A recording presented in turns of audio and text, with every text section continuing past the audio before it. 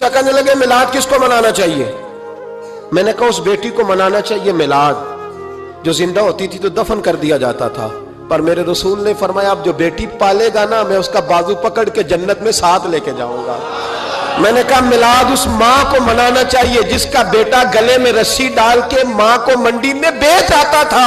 میرے مصطفیٰ کریم نے فرمایا جنت 7 آسمانوں کے اوپر سدرۃ المنتہا کے پاس تھی، پر میں نے وہاں سے کھینچ کے لا کے ماں کے قدموں کے نیچے رکھ دی ہے۔ میلاد اس باپ کو منانا چاہیے جس کی اولاد ڈنڈوں سے مارتی تھی، پر رسول کریم علیہ السلام نے فرمایا سن لو سن لو سن لو، اب جس کا ابا راضی ہوگا اسی کا اللہ راضی ہوگا۔ میں نے کہا میلاد اس غریب کو منانا چاہیے جو بھینس کی طرح بکری کی طرح منڈی میں بکتا تھا، پر مصطفیٰ نے کالے رنگ والے حبشی غلام کو سینے سے لگا کے کہا غریبوں کو چھوٹا نہ سمجھنا، میں اللہ کا رسول جب جنت میں جاؤں گا تو آگے بھی غریب ہوں گے، پیچھے بھی غریب ہوں گے، دائیں بھی غریب ہوں گے، بائیں بھی غریب ہوں گے۔ فرمایا امیر ویٹنگ لسٹ میں ہوں گے، 500 سال بعد جنت میں جائیں گے، غریبوں کے لیے جنت کے دروازے 500 سال پہلے ہی کھلوا دوں گا۔ اسے منانا چاہیے، میلاد منانا چاہیے۔ اور میں نے کہا مولوی سن، تجھے پوچھتا کوئی نہ، تیرا ذکر کوئی نہ کرتا، لیکن تو منبر پہ بیٹھا ہے، تو محمد عربی کے نام کا کھا رہا ہے، تو علی کے نام کا کھا رہا ہے، تو عمر عثمان اور ابو بکر کے نام کا کھا رہا ہے، تو حسنین کا صدقہ کھا رہا ہے۔ تجھے نہ تیری کبھی کسی نے برادری پوچھی، نہ کبھی تیرا کسی نے ایڈریس پوچھا، نہ کبھی کسی نے تیری سند پوچھی۔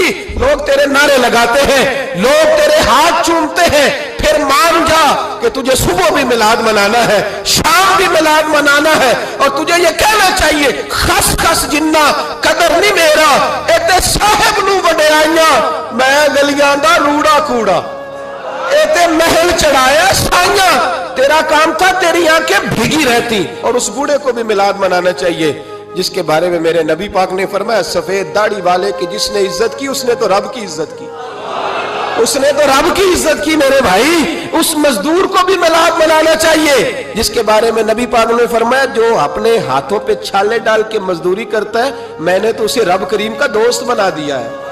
ہر اس طبقے کو میلاد منانا چاہیے جسے میرے رسول نے عزت عطا فرمائی۔ اس بہن کو بھی میلاد منانا چاہیے جس کے بارے میں نبی پاک نے فرمایا اگر کسی کا باپ چلا جائے اور اس کے حصے میں بہنیں آ جائیں، 4 بہنیں، 3 بہنیں یا 2 بہنیں بیاہ کے جو آیا تبے سے، میرے محبوب نے فرمایا میری انگلیاں جڑی ہوئی ہیں نا، اس طرح میں اسے اپنے ساتھ جوڑ کے جنت میں لے کے جاؤں گا۔ اس بہن کو میلاد نہیں منانا چاہیے۔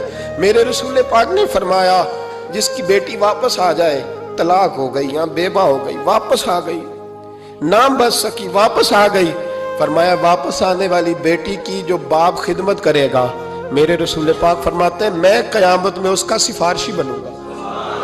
تو اس بیوہ کو اور طلاق یافتہ کو میلاد نہیں منانا چاہیے، وہ اس رسول کا ذکر نہیں کرے گی جس نے اتنا درجہ دے دیا، اتنا نواز دیا، اور تجھے تو صبح و شام میلاد میلاد کرنا چاہیے تھا، تجھے تو صبح و شام درود درود کرنا چاہیے تھا، سلام کے گجرے بھیجنے چاہیے، یا رسول اللہ کہتے تیری زبان جو ہے وہ ہر وقت تر رہنی چاہیے تھی، تو بحث کر رہا ہے، تو اس پہ دلیلیں دے رہا ہے، تو اس پر باتیں کر رہا ہے۔ حضرت عمر سے پوچھنا، حضرت عمر سے، جناب اسامہ بن زید رضی اللہ تعالیٰ عنہ حضور کے غلام تھے، نبی پاک ان سے بڑا پیار کرتے تھے۔ ایک جنگ میں پیسے آئے، حضرت عمر فاروق رضی اللہ تعالیٰ عنہ نے 25,000 دیا اپنے بیٹے کو، اور اسامہ بن زید کو 50,000 دینار دیے۔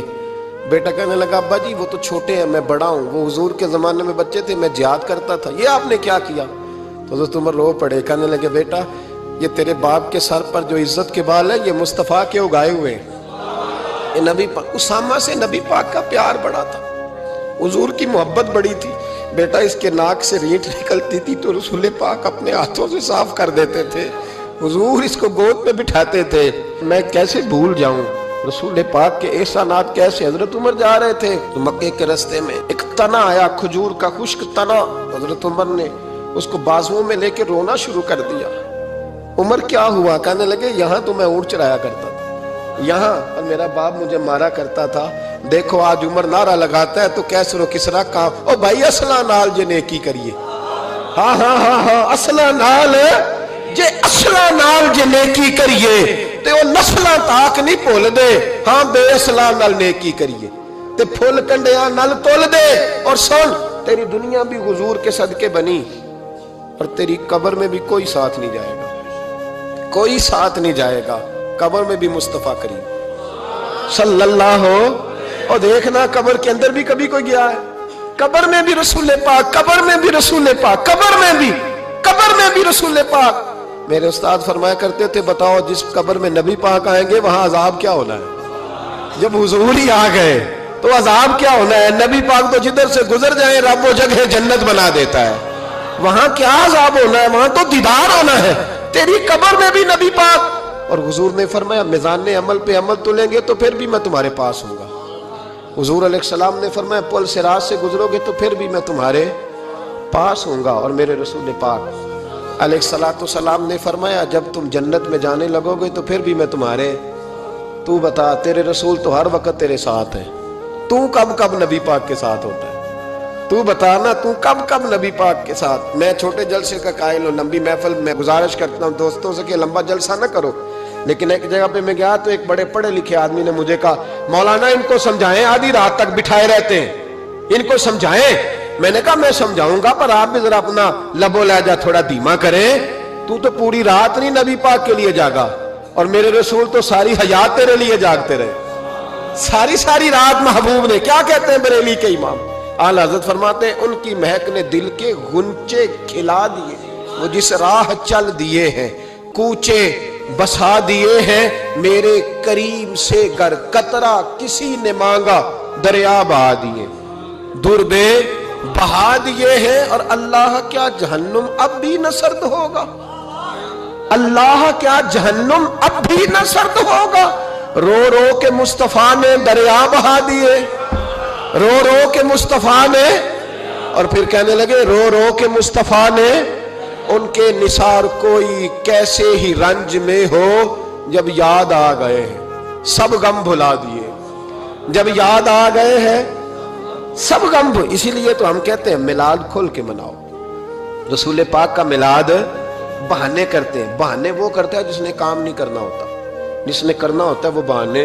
اعلیٰ حضرت نے جو پروگرام دیا وہ بڑا لمبا چوڑا ہے، کب تک کا تجھے کیا بتائے؟ اعلیٰ حضرت فرما گئے حشر تک ڈالیں گے ہم، حشر تک ڈالیں گے ہم پیدائش مولا کی دھوم، اور مثل فارس نجد کے قلعے گراتے جائیں گے، اور خاک ہو جائیں عدو جل کر مگر ہم تو رضا، دم میں جب تک دم ہے ذکر ان کا سناتے جائیں۔